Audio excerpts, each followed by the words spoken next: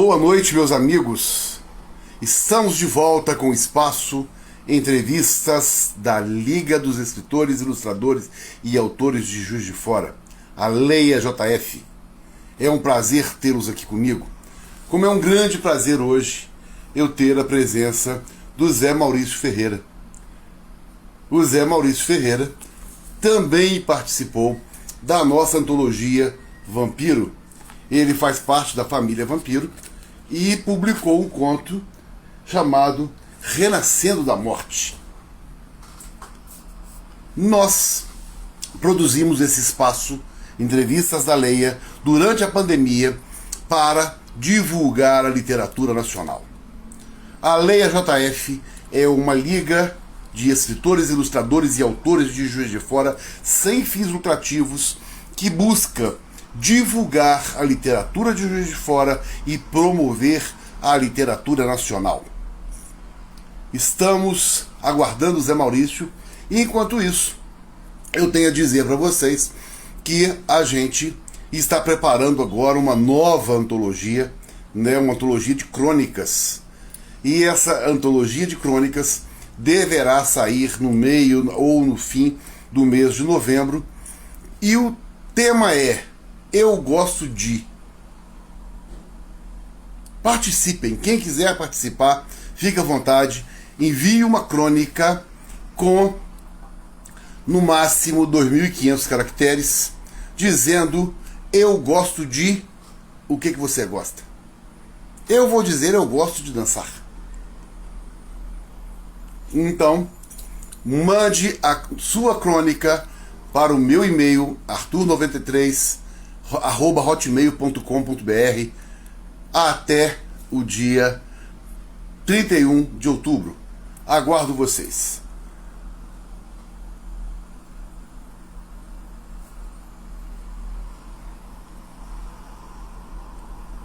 Zé Maurício chegou aqui, mas não está aqui não. Estou aguardando o meu entrevistado.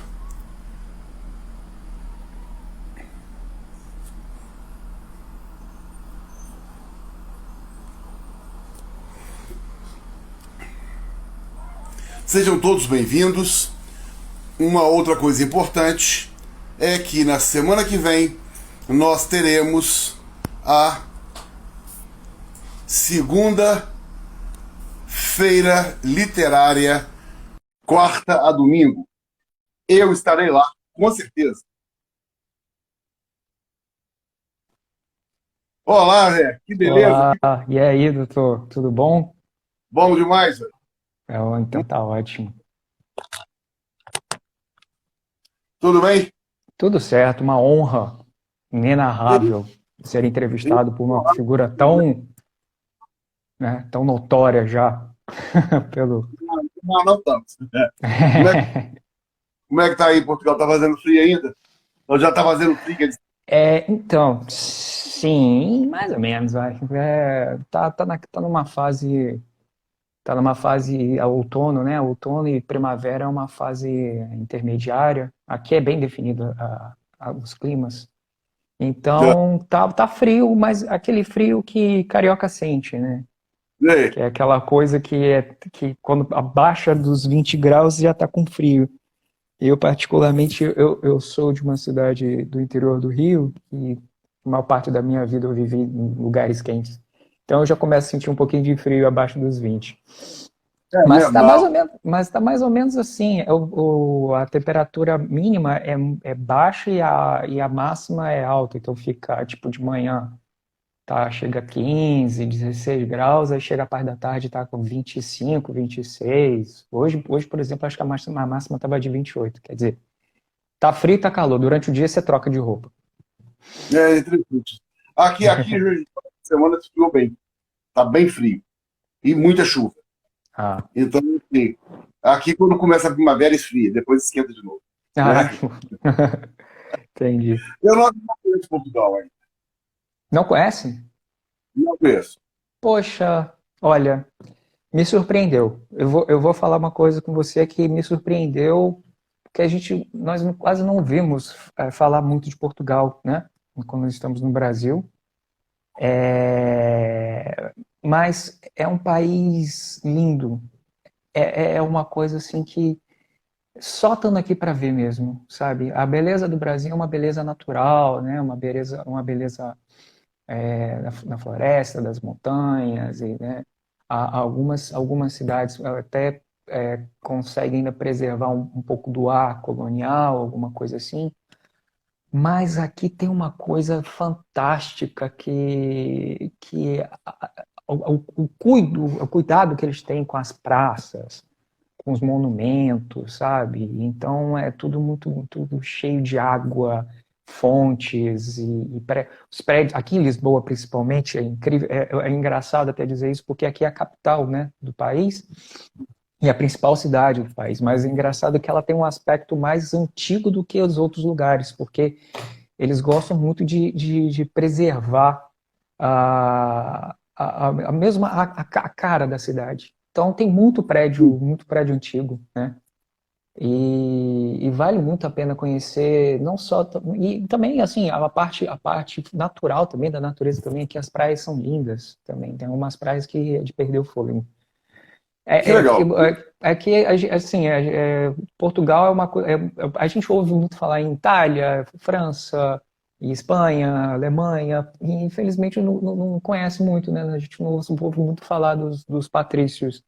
Mas é É, incrível que eles conhecem muito do Brasil aqui. Conhecem mesmo, acompanha. Se a gente falar de Bolsonaro e Lula, eles estão sabendo o que está acontecendo e tal. Eles acompanham. Aqui também tem muito brasileiro. Tipo, é legal. praticamente como viver em casa. O índice de evasão da Liga de Escritores está sugerindo aí a gente fazer algumas oficinas literárias aí, ó. Quem sabe? Poxa, nossa, por favor, por favor. Pois é. Eu posso até ajudar de alguma forma, se for o caso. Ué, maravilhoso isso. Eu já Uhum. publiquei em Portugal, eu já publiquei artigos científicos. Ah, Tá?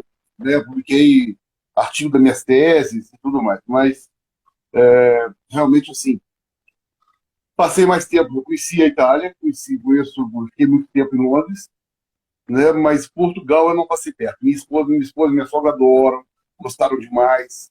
Foi um negócio muito, muito legal. Então, sim. ainda vou conhecer. Sim, Né? sim. Quando vier, me fala que eu faço um roteirinho para gente, para eu fazer a vez do guia ali para vocês. Tem quanto tempo você está aí? Já fez 3 anos já. Fez 3 anos. 3 anos, 3 anos que eu tô aqui. E é, Essa, é eu, importante. Né? Quem tá assim, quem. foi um ano antes da pandemia, né, que eu saí, de 2018. Aí, tipo assim, eu aproveitei um ano livre aqui em Portugal. Aí depois veio 2019 e a gente tá meio. Que assim, eu cheguei em 2018 no fim do ano, né? 2018 no fim do ano. E aí depois aproveitei e logo, né, aconteceu aquela coisa toda, mas agora a gente está mais tranquilo aqui, está quase 100% da população vacinada. O governo agora, 1º de outubro, já abriu bastante coisa, já está com bar aberto, tava tudo muito fechado, estava bem restrito, porque teve uma terceira onda aqui, que por causa da variante Delta, assim, subiu assim, uma coisa incrivelmente vertiginosa, a curva aqui de subida dessa onda com a variante Delta.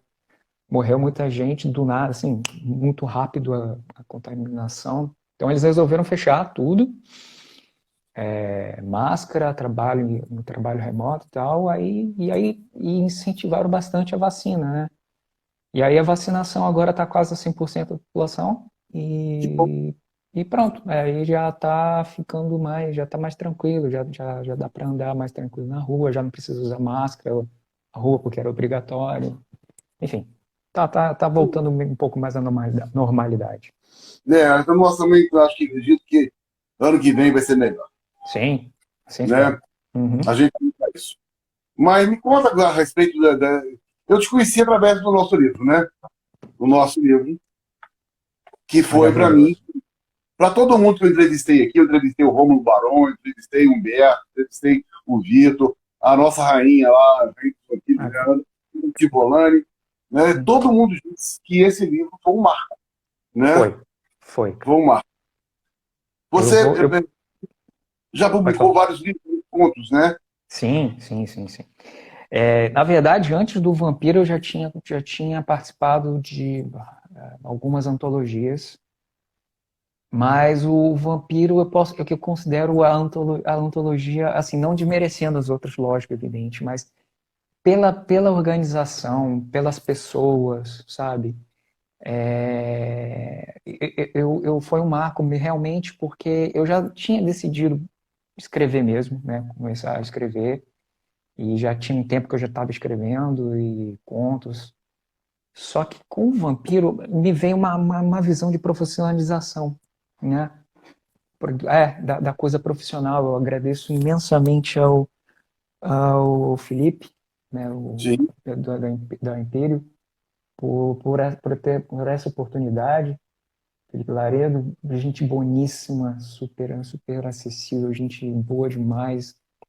Né? Já encontrei com ele várias vezes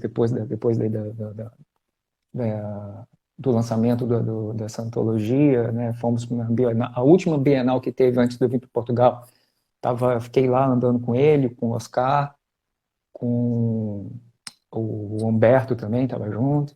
Enfim, foi realmente um marco, porque para mim foi daí que eu decidi, assim, eu acho que foi que meio que uma decisão de eu realmente, tipo, de agora em diante eu vou pensar também no lado da coisa mais profissional, de escrever mesmo pensando na coisa, tendo gosto no sentido do trabalhar a história, sabe? Foi mais ou menos assim. O trabalho foi muito, muito bem feito e foi uma coisa importante, porque foi os 120 anos do Drácula, né? Sim. E não só o Felipe fez um trabalho legal com a editora, mas todo mundo se empenhou muito. E é E isso. antes, a editora fez uma Foi isso. direção Sim, geral fantástica, né? sim. Então, assim, eu acho que aqui esse livro criou uma família. Foi. É um vínculo que tem até hoje. A Ana mora aqui, né? Agora, ela morava na Itália, mas quando ela se mudou, ela estava para se mudar para cá, ela veio aqui, veio me visitar. A gente já se encontrou, já conheci a filhinha dela, agora ela já está com outro filho já.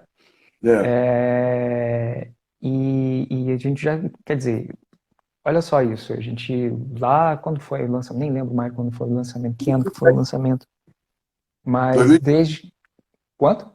Quando? 2017, Pois é, 2017 foi.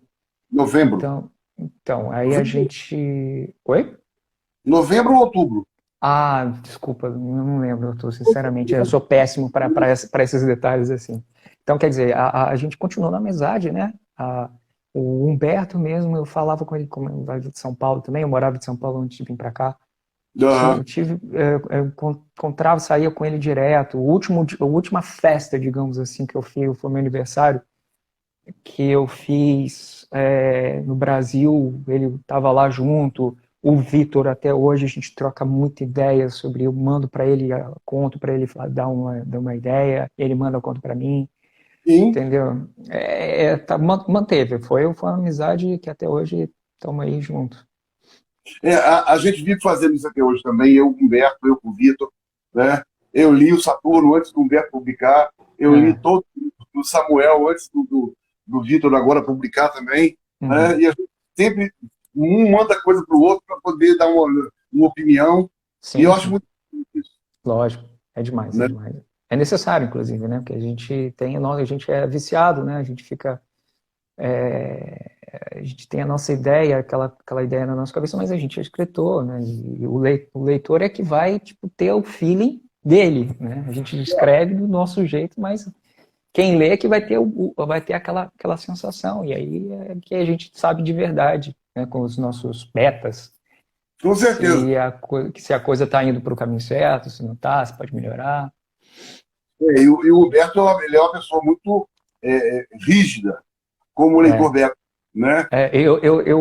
Com o Humberto, eu não lembro, ele me passou, na época que ele estava escrevendo, ele me passou uma parte do Samuel, Saturno. Saturno, desculpa, Samuel do Vitor.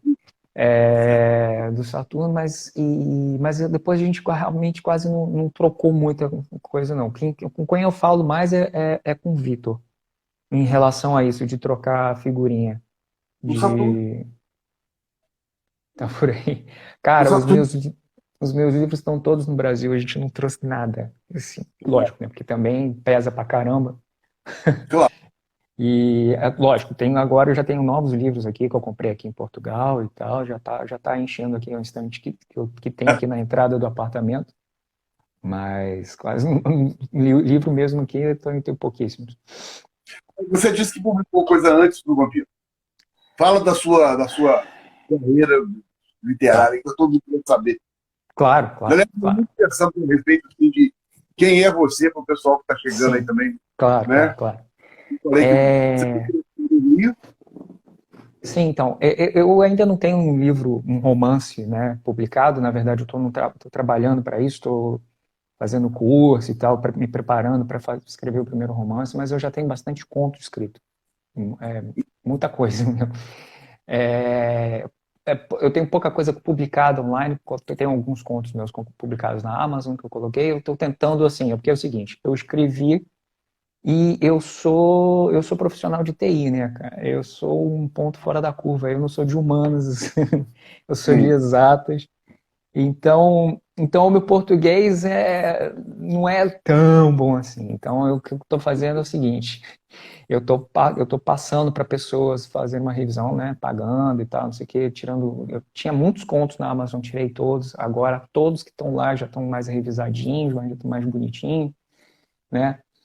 E antes, o primeiro conto que foi publicado foi mais uma, não é uma crônica, na verdade, que eu participei já faz um tempo, em 2014. Foi uma crônica eu não estou lembrado agora a, o livro, não está aqui comigo também, né? Mas era uma crônica que não foi nem em São Paulo, foi numa cidade de São Paulo, não lembro a cidade, mas foi um conto que eu fiz falando sobre assim, fiz uma metáfora de uma borboleta, de uma lagarta transformando uma borboleta e comparando com homossexuais, com os problemas que pessoas que têm, homossexuais que passam por uma indefinição inicial, né, de não saber quem é e do quanto que ele pode ser e ter essa dúvida, né, e aí eu fiz uma metáforazinha com a metamorfose de uma lagarta para uma borboleta. E aí foi o primeiro que foi aprovado. E daí eu participei de algumas antologias, cara. Eu tenho que, é porque de cabeça assim eu não tenho, mas eu tenho anotado até a quantidade de algumas antologias que eu participei. A última foi agora, recente, do escritor, do autor Márcio Pacheco. Ele escreveu não uma trilogia, não, mas são dois livros das Crônicas do Apocalipse. Vocês procurem na Amazon, que é muito bom mesmo. É um filme de ficção científica que parece tem uma pegada fantasia. A princípio você acha que é fantasia, mas tem um quê de terror, porque tem uma galera meio zumbi ali, que É. não é zumbi exatamente, são infectados. É mais uma pegada aquele filme. Extermínio, não. Enfim, tem um filme que eu não lembro que os caras não morrem, eles são infectados e tipo eles viram uns bichos que têm tipo uma raiva e começam a atacar as pessoas. Então é mais ou menos isso, os infectados lá, eles não são mortos, eles são pessoas infectadas, né? E aí o fim do mundo, aconteceu um fim do mundo e tal, e aí agora no livro as cidades são divididas ou melhor, o mundo ali, acho, não fala exatamente se é no Brasil e tal, mas são divididos em várias cidades, cada cidade tem uma coisa específica, e é muito interessante, são vários protagonistas, não sei nem como é que ele consegue fazer isso, mas enfim. Bom, ele lançou um edital para escrever um conto que se passasse no ano em que o mundo acabou, em que houve, que na verdade foi em 2040, seria em 2045, houve uma guerra mundial, uma explosão, explosões atômicas no mundo todo, e depois o lançamento desse vírus, que acabou com a sociedade como conhecemos hoje em dia. E aí a proposta era essa, criar esse mundo durante a guerra, durante o que estava acontecendo e tal. E aí eu escrevi um conto que se passa numa plataforma de petróleo. Não sei se é alguém que conhece Campos dos Goytacazes, né, que é minha cidade natal. Tem a bacia de Campos, né, tem bastante plataforma de petróleo, então lá na minha cidade tem bastante gente que trabalha com isso, então foi aí que me baseei, fiquei me imaginando isso tudo acontecendo com as pessoas que trabalham na plataforma de petróleo lá, fora do continente, entendeu? O mundo acabando e as pessoas ali na plataforma é, tendo notícias esparsas, porque, lógico, explode. Por exemplo, eu pensei aqui na América do Sul, aqui no Brasil, né? Os mísseis nucleares lançados por grandes potências explodindo Brasília, Rio de Janeiro e São Paulo, Claro. entendeu? E aí detonando praticamente todos os meios de comunicação, porque, querendo ou não, estão ali, né, o centro, né?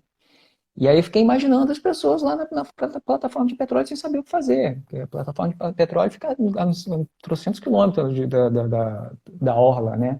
Não tem como você pegar um barco eu tenho uma amiga minha de Campos que eu peguei, usei ela como base, perguntando como é que funciona, como é que era o dia a dia e tal, e em casos de emergência, como é que é lá. E aí ela falou que, por exemplo, lá tem, se acontecer um acidente na plataforma de petróleo, eles têm uma forma de ter uns barcos lá.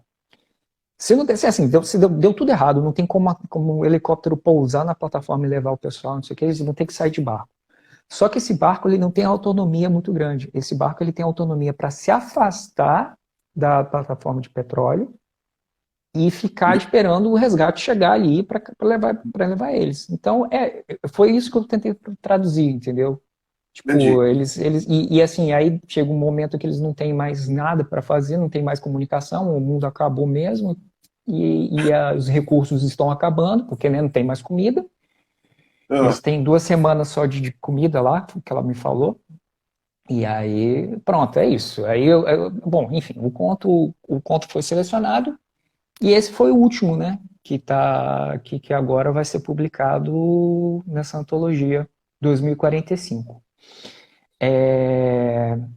Mas assim, falando um pouco mais sobre a parte pessoal minha, como eu falei, eu nasci no interior do estado do Rio, me mudei para Vitória, fiz faculdade lá, morei 13 anos em Vitória, Espírito Santo. Depois me mudei para São Paulo, onde eu morei 8 anos. E agora estamos aqui, em aham. Lisboa, né? São Paulo foi uma experiência magnífica, foi onde eu realmente me descobri, uma cidade, aquela cidade maluca, gente, ideias e tal. Foi aí que eu falei, caramba, aqui eu posso ser o que eu quero. Eu posso ter cabelo comprido, eu posso escrever, eu posso falar de nerdices, eu posso trocar ideia com o que quiser, filosofia que eu quiser. Isso me libertou bastante também para a escrita, principalmente para a escrita, né? Claro.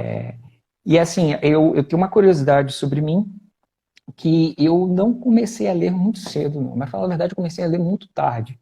Ah, Eu tenho muita, eu tinha, desde criança, eu sempre fui apaixonado por cinema, por televisão.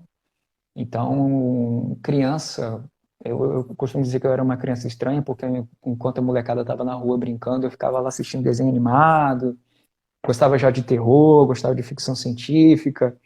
Então, eu ia muito ao cinema na minha cidade, eu ficava em casa assistindo televisão, eu usava muito isso para brincar. Eu tinha bonequinhos de super-herói, né? E inventava na minha cabeça eles saindo na briga, na porrada e tal, não sei o que, não sei o que lá, desde aquela época. Mas, tipo, eu nunca pensei em ser autor, em ser escritor, em escrever alguma coisa.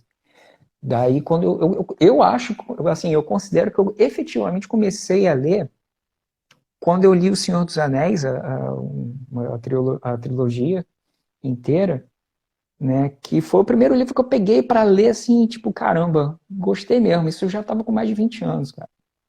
Ah, E daí eu não parei mais de ler, né? Fui consumindo cada vez mais livros. Acho que tem um déficit horrível de livros ainda para ler, né? Imagina a quantidade de livros que tem no mundo, a gente nunca vai conseguir ler até o final da vida, mas imagina eu que começou a ler tardio. Mas, ah, cara, como eu já tenho já essa pegada e essa criatividade desde criança, um amigo meu começou a escrever conto, aí eu fui meio que na onda dele, fui escrevendo, e aí estamos aí, com um bocado de coisa publicada aí de antologia, já planejando o primeiro romance. Resumindo, é isso. Esse muito é legal. o Zé Maurício. E a coisa de começar a escrever tarde, começou a ler tarde, mas a imaginação estava aí, né? Sempre, sempre, Comecei a sempre. escrever cedo, comecei a escrever cedo porque eu comecei a ler cedo demais. Então, Ah, assim, né, com 10 anos eu estava lendo livros, né? Comecei a ler Édipo Veríssimo com 10 anos de idade, aquela coisa toda. Então eu comecei a escrever meu primeiro livro, meu primeiro romance com 12, 13 anos, que sabe? maravilha.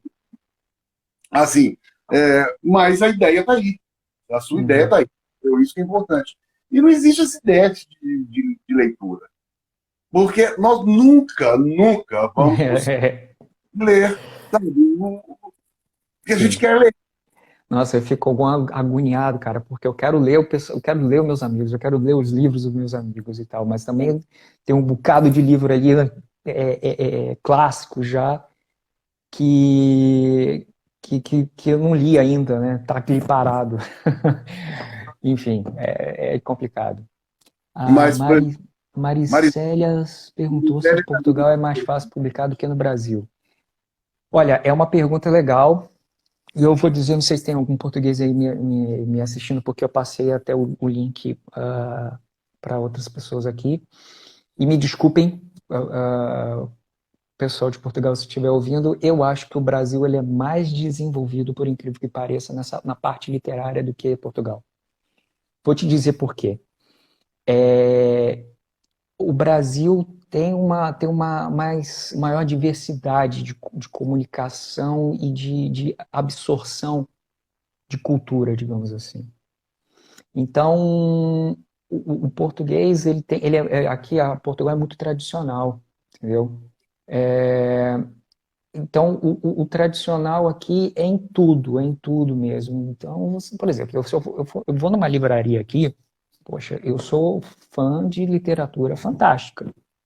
Não adianta, para mim, se não tiver alguma coisa sobrenatural, eu leio, eu gosto, lógico, eu gosto de policial, eu gosto de tudo, mas se tiver um negócio sobrenatural, aí já é aí é minha praia.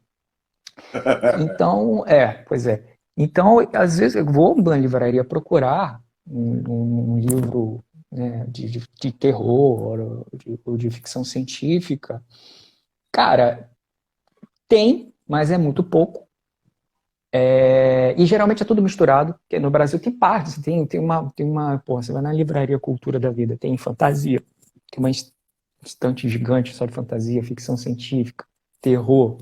Aqui não, aqui é tudo literatura fantástica, todo mundo junto e assim mesmo, mas são poucos livros. Então,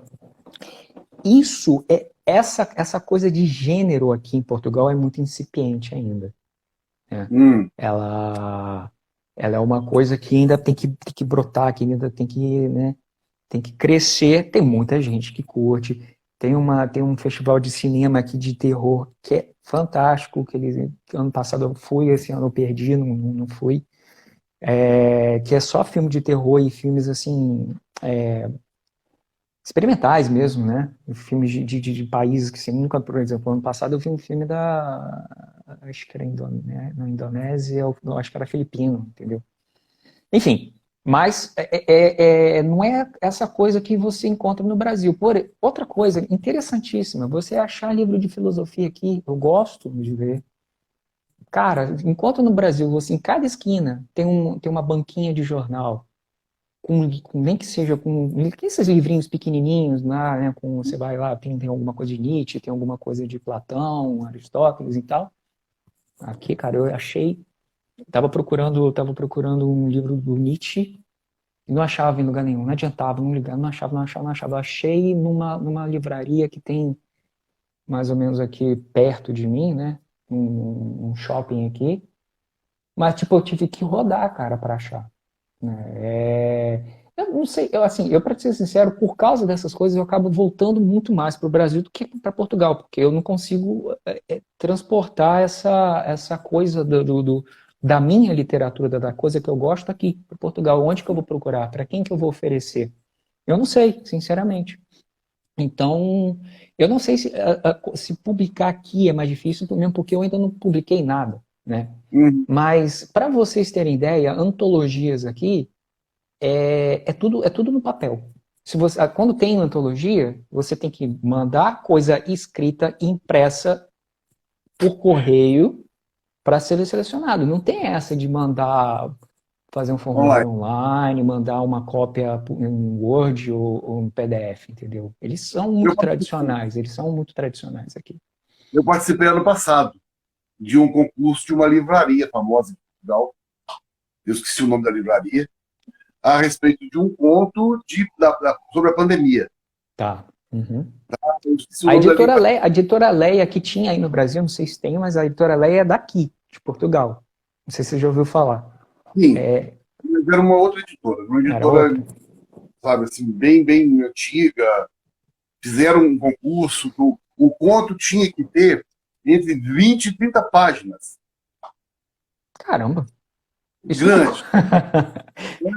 isso é praticamente uma noveleta aí, sei lá. Entendeu? Assim, eu escrevi, mandei, tinha que mandar 3 cópias do envelope, aquele envelopinho de identificação, sabe? Eles foram, assim, muito, muito bem, deram um retorno legal, sabe? Me deram o retorno que tinham recebido por e-mail, me deram um retorno depois da classificação final, não fui Ah, que classificado, legal. Isso é muito difícil de acontecer, né? Interessante. mas foi um negócio assim. Mas realmente essa coisa tradicional é complicada, É, né? aqui é. O Thiago aí que falou que é a Livraria Lelo, meu amigo, mora em Porto. Sim. Foi a livraria, eu acho que ele viu, parece que ele viu que desse concurso também, que era da Livraria Lelo. A Livraria Lelo é a livraria famosa, porque dizem que foi a que a J.K. Rowling se baseou para fazer a biblioteca do Harry Potter, Ah, né? é. Ela é linda, ela é linda, ela é linda. Eu já fui lá, ela é linda, é uma coisa assim fantástica por dentro, assim, maravilhosa. O prêmio para o primeiro colocado era de 6 mil euros. Então, bom, essa é a vantagem. Essa é a vantagem. E o que no Brasil ainda tá assim, não tá nem engatinhando, acho que nem nasceu ainda, que são antologias que premiam ao invés de pedir dinheiro, né? Porque a maior parte pede para o autor que passou pagar. Aqui não, aqui eles pagam bem. Isso é bastante, essa é a vantagem daqui. Mas, enfim, eu precisaria me inteirar mais com relação ao mercado, esse mercado fantástico aqui, que eu não sei, não vejo muita coisa ainda. É. Mas, O que a lógico, gente. acho que os pensadores, é que assim, eles dão muito valor a eles, né? Então, Camões, né? Essa coisa do escritor português. Eles têm muito orgulho disso, então tem muito esse tipo de literatura, mas fugindo disso, só mesmo os blockbusters do mundo. O Zé Geraldo falou que mais a verdade excessiva de gêneros e títulos na livraria torna-se um complicador para quem ainda não tem hábito de leitura. É, com certeza, né? Ele falou que a variedade de títulos torna um fator complicador para quem não tem hábito de leitura. Mas eu acho que a questão do hábito de leitura é conquistado pelo aquilo que você gosta. Eu acho que você tem que se dirigir ao gênero ideal, né?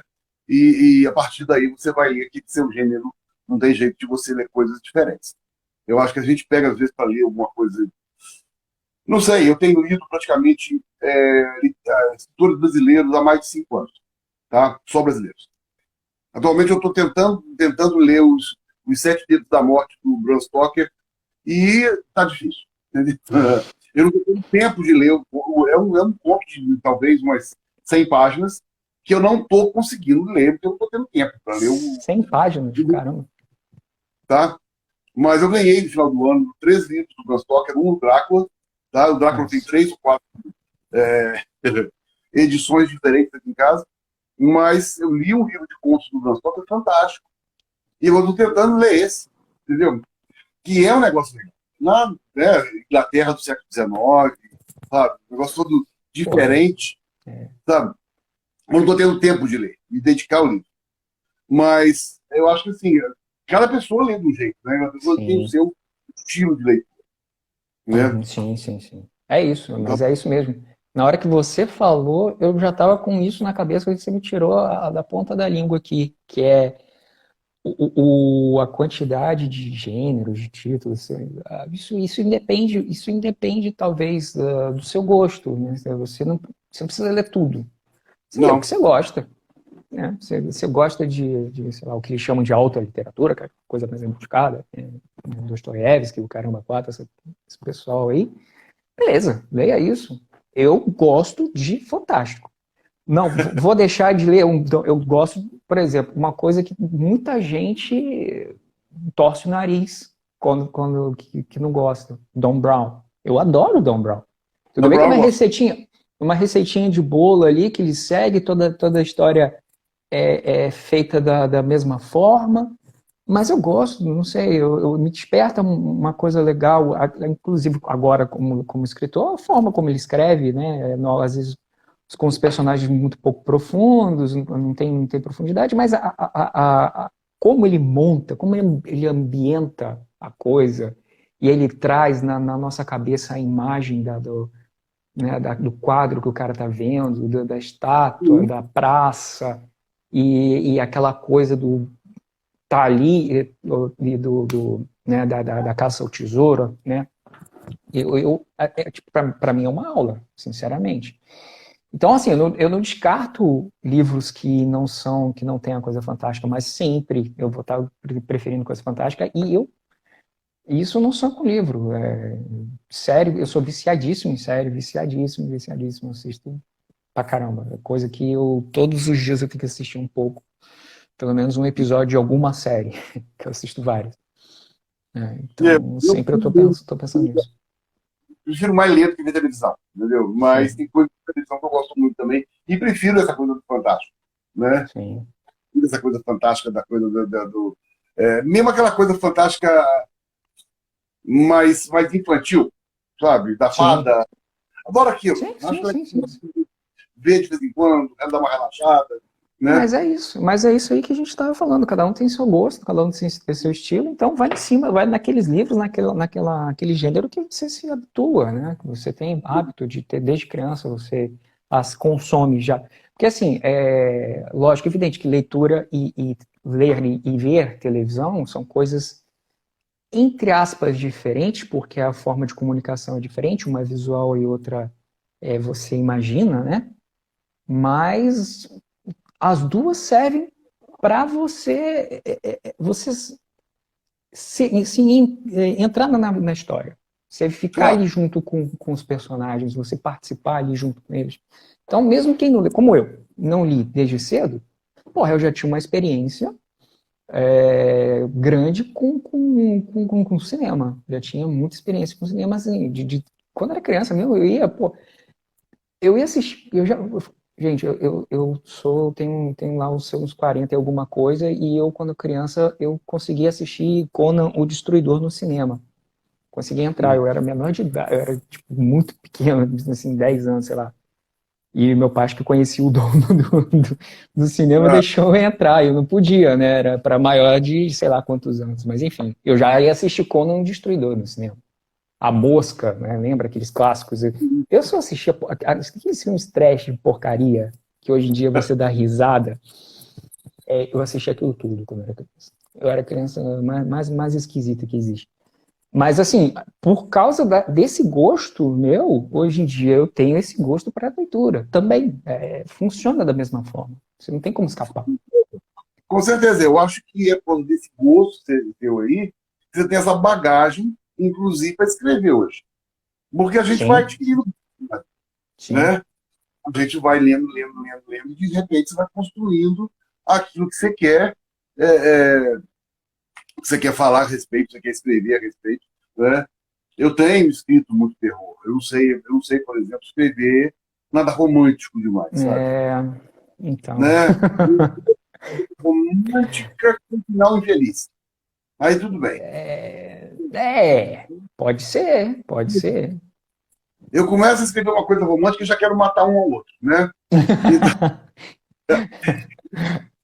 Então, e outra coisa que eu não sei escrever, apesar da Marisa, por exemplo, que está aqui com a gente, a Marizena, que é cuidadora de história infantil, né? Uma coisa que eu não sei fazer é escrever história infantil, tá? Vi uma, vi uma. Não Eu, publiquei ainda, eu nem tento, eu nem tento. Não dá pra mim.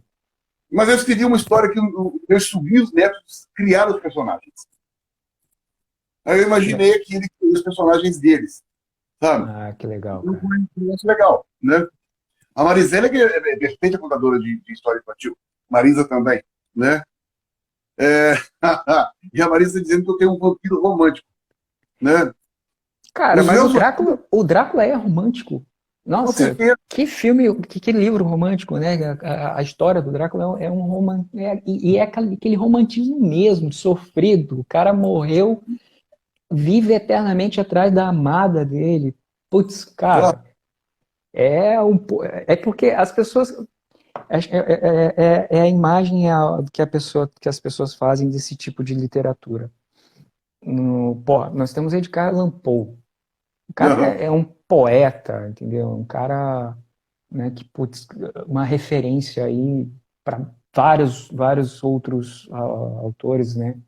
E caramba, é, é- como é que você pode falar que não é uma literatura, não é uma literatura boa, sendo Edgar Allan Poe, sendo a forma da escrita dele, sendo como ele escreve, da forma poética até mesmo que ele escreve.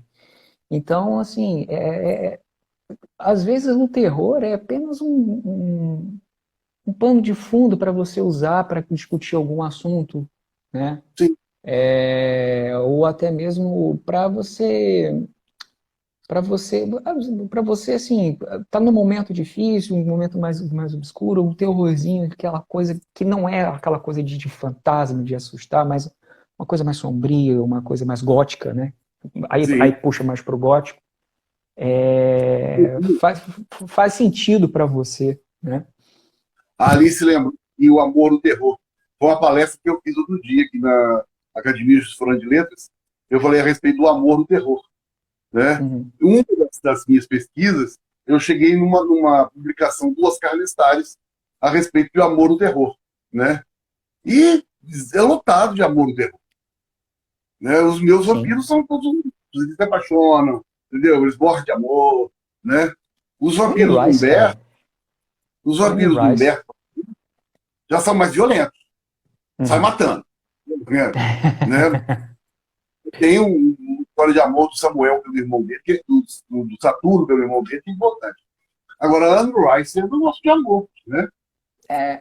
É uma coisa, eu acho incrível da Anne Rice ela não sei como é que ela faz, mas é tipo uma parada, a gente lê e a gente vê que os vampiros, eles não são que nem os mortais. Eles amam, mas é uma coisa extrapolada que você não consegue nem imaginar como é, porque os vampiros são diferentes, né? Eles têm os sentimentos deles, eles não têm uma paixão sexual, digamos assim. Eles não fazem sexo, digamos assim. É uma coisa realmente mais de uma apreciação, uma coisa mais de contemplação, não sei. Hã? Transcendental. Isso, Uma coisa. exatamente, transcendental, né? A forma como O eu amor, vejo que a forma como eu vejo que a Anne Rice transmite os sentimentos dos vampiros. Até não tem como nem como explicar, porque é realmente uma coisa sobrenatural. o amor do Louis pelo Lestat é um negócio fortíssimo. E Sim, é amor e ódio. Porque sim, ele e o Lestat, porque o transformou em vampiro, Mas não vive sem ele, né? Sim, Adoro. sim, Quem não sim. adora, né, gente? Pois é. É simplesmente fantástico. Inclusive, eu estava vendo um amigo meu do curso que eu estava fazendo, estava falando de entrevista com o vampiro numa live ontem, quinta, né? E ele estava falando e eu estava pensando, meu Deus do céu, eu preciso reler essa trilogia, porque ele estava falando de umas coisas que eu não lembrava e me deu muita vontade de ler de novo, porque também, quando você lê numa fase da vida e você vai ler em outra, você pega outras coisas completamente diferentes. É, Provavelmente eu vou ter outra visão dessas histórias se for ler. eu adoraria ler de novo. É, eu Uhum. peguei para ler outro dia o Príncipe Lestat, que é um É livro o novo da. seguinte, O Príncipe Lestat é um livro novo? É É, mesmo?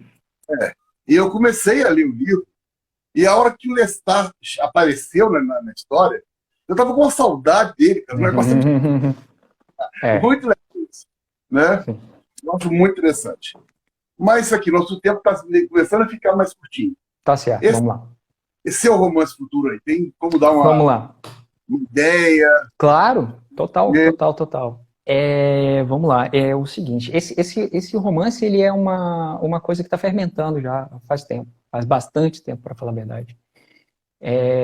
Tudo começou com a ideia, eu assistindo um filme, aquele filme do Frankenstein, que não tem nada a ver com Frankenstein mesmo, que é um recente, que é o Frankenstein no mundo atual, e tem uns gárgulas, eu esqueci o nome do filme. E ele, na verdade, por ele ser uma criatura que foi criada por um homem, ele não tem alma, né? É o Frankenstein. E, cara, eu gosto muito de psicopatas, assim, eu tenho um fascínio pelos psicopatas, não, lógico, evidente, pela violência, mas pela psique do psicopata, pela coisa do psicopata, né? E aí eu fiquei pensando, cara, porra, por que eu não poderia fazer o psicopata não ter alma? E por isso ele não tem esses sentimentos que nem nós temos. Foi a sementinha para eu começar a pensar nesse livro. De lá para cá, muita coisa mudou. Né? Porque o psicopata é um personagem muito difícil, porque ele não tem empatia. E ele é uma pessoa. Se você for fazer um psicopata verossímil, é uma pessoa escrota, uma pessoa que não tem como você gostar dele.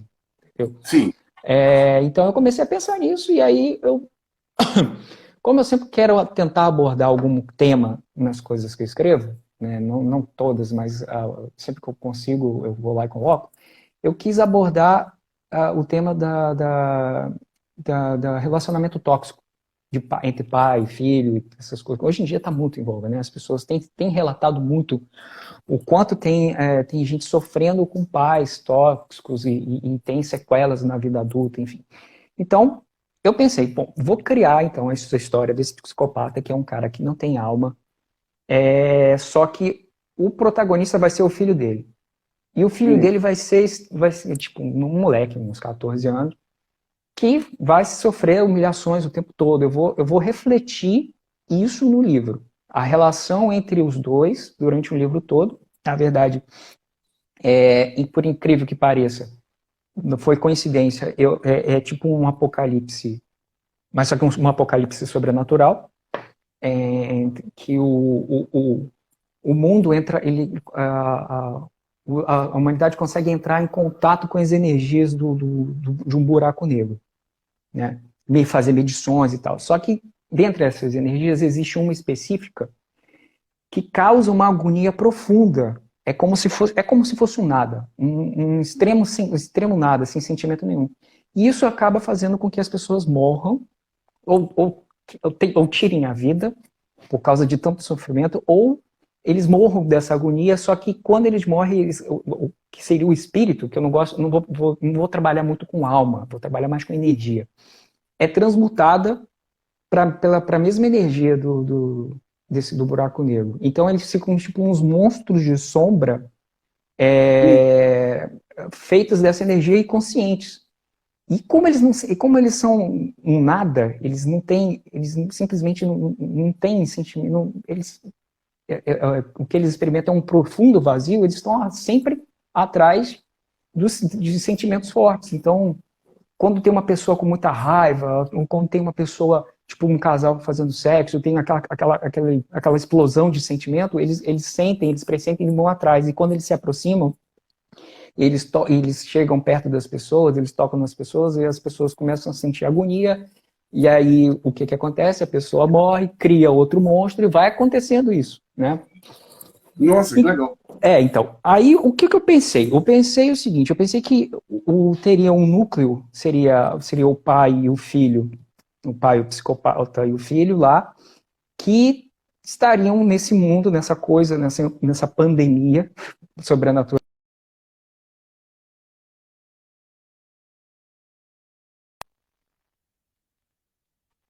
Oi? Oi. Ah, não, que deu uma gerada aqui, eu achei que tinha perdido.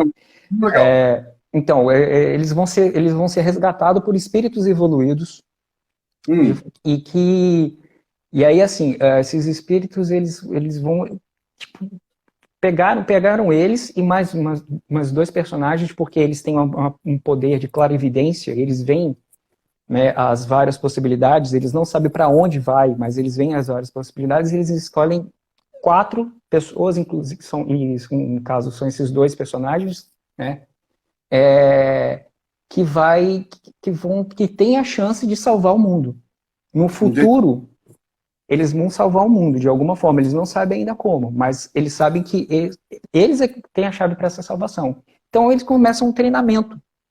E esse treinamento, ele é voltado, e aí eu uso muito, estou tentando usar bastante conceitos budistas. Eu não sou budista, não sou praticante, mas adoro a filosofia e vai muito ao encontro vai muito de encontro a isso, ao autoconhecimento, ao aceitar a realidade, a você olhar para dentro e descobrir quem você é e descobrir que você não precisa de nada externo, que tudo, o universo é você, sabe? E você não se importar com as coisas de fora, que é justamente os problemas de pessoas que vivem com pessoas tóxicas, com pessoas narcisistas. As vítimas de pessoas narcisistas, elas perdem a personalidade, perdem a identidade, porque elas estão constantemente sendo humilhadas, estão constantemente sendo descaracterizadas, e elas se sentem sempre dependentes daquele amor que elas não têm. E elas sempre querem voltar, querem fazer para que aquele outro veja elas de um valor e nunca tem. Então, É, quer dizer, é sempre o que o outro quer, nunca o que eles querem. Então, eu vou trabalhar muito isso no livro. Então, vai ser o desenvolvimento desse personagem, da criança, né, do menino, como ele conhecendo o seu valor e, ao mesmo tempo, se preparando para ir lá no lugar onde tem a máquina, né, e desligar a máquina. E o psicopata, ele é importante porque a energia dele é muito parecida com a energia maligna. Então ele é meio que um pouco imune, ele não é muito afetado. Então ele é o único que consegue chegar lá. Então, na verdade, o que eles vão fazer? Eles vão treinar para chegar lá. Todos eles lógico, vai estar lotado de criaturas sinistras lá, eles vão proteger o psicopata de forma que ele, num determinado local, só ele vai conseguir passar e ele que vai conseguir desligar a máquina. Então, que legal. seria essa a ideia. Eu quero ler, ué. Vamos, eu já escrevi uns 3 capítulos, cara, mas como já mudei tanta coisa, eu vou ter que mudar algumas coisas desses 3 capítulos já. E assim, como eu estou fazendo esse curso tem um intuito de criar um arcabouço, um rascunho, né, já muito organizadinho do que você quer. Terminando esse curso, eu já estou com bastante coisa já pronta na minha cabeça, só colocar assim meio organizado no papel já os atos, né, as mudanças de atos, o midpoint, essas coisas todas. Então, quer dizer, tudo organizadinho para eu só escrever e pronto. Não ficar com o tal do bloqueio do escritor, cara, que isso me mata. Não sei fazer isso.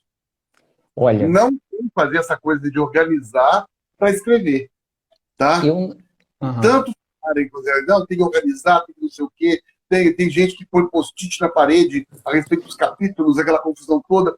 Tá, eu peguei um livro eu escrevi o vampiro Douglas, que é o vampiro de Juiz de Fora, tá? Ele mora aqui Uhum. na Praça Central de Juiz de Fora. Eu peguei e fiz um roteiro de 30 capítulos e escrevi exatamente o que eu queria que acontecesse em cada capítulo. Tá? Quando eu cheguei no capítulo 20, eu tive um bloqueio total. Passei mais de anos sem escrever, sem conseguir escrever. Pedi ajuda ao João Peçanha, não sei se você conheceu lá em São Paulo também. O João Não Peçanha conheci. outra antologia, não estava no vampiro, não. Eu conheci o João Peçanha em São Paulo no dia daquele lançamento e ele estava aqui morando em Juiz de Fora. É uma coisa, né? Então, pedi ajuda a ele sentou comigo, nós reorganizamos o livro. Eu não consegui acabar até um Uhum. dia que eu peguei e acabei o livro. Tá? Boa. Mas não, eu tive bloqueio, por quê? Porque você se Porque organizou. eu não sei. Não, mas eu concordo contigo, eu concordo contigo. Eu acho que tem que ter um meio termo nas coisas também. Eu sou muito jardineiro, né? Eu já tenho o jardineiro e o arquiteto. Isso é o cara lá da Guerra dos Tronos é que criou essa expressão. O Stephen King, por exemplo, ele senta, bate lá as teclas lá e sai alguma coisa e pronto. Ele não tem planejamento nenhum. Aham. Eu sou muito assim também. Eu também fico meio preso quando eu estou me organizando. Mas o problema aqui também, quando eu não me organizo, e muitas vezes, eu fico sem saber para onde ir realmente. Eu estou tentando fazer esse curso para eu me organizar e fechar alguns pontos, por exemplo, que eu não consigo. Que eu já fico meio que a história toda na cabeça e com os pontos para fechadinhos. Quando é conto, quando é conto, eu escrevo de uma vez só e pronto. Agora, um livro, aí eu tenho que pensar mais, eu tenho que planejar. Eu não estou conseguindo. A parte do desenvolvimento da história é a mais difícil para mim. O início e o fim, eu consigo escrever o início e eu consigo escrever o fim. O meio Exatamente. ali.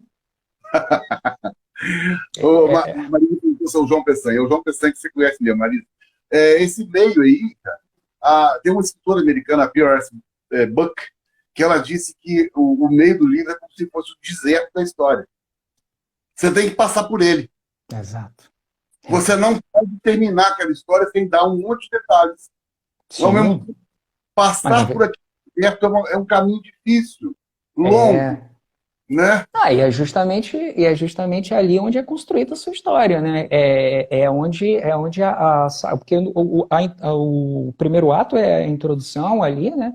É o mundo normal, acontece uma coisa, já não estamos mais, que os personagens não estão mais naquela situação que eles estão acostumados, e Uhum. aí começa toda a história. E aí que você tem que demonstrar para o leitor o que é essa história, quem são os personagens, como é que vai ser o desenvolvimento desses personagens. Tem que pensar em cada personagem, qual é o papel dele ali, você vai interferir, como que vai interferir, de forma negativa, de forma positiva, né?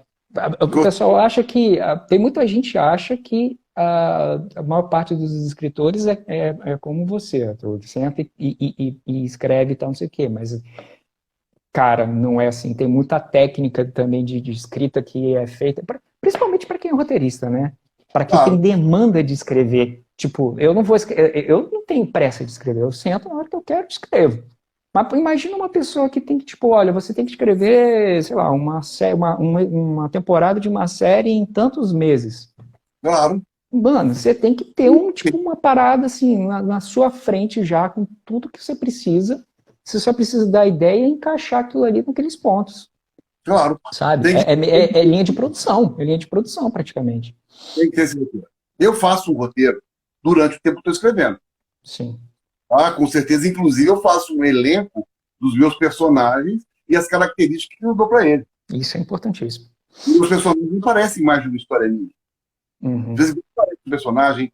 Eu lancei um livro na Amazon de contos que é um personagem, o Tenente Gilberto, resolvendo um monte de casos policiais, um Muito monte de legal. coisas diferentes. Então, ele tem as características dele.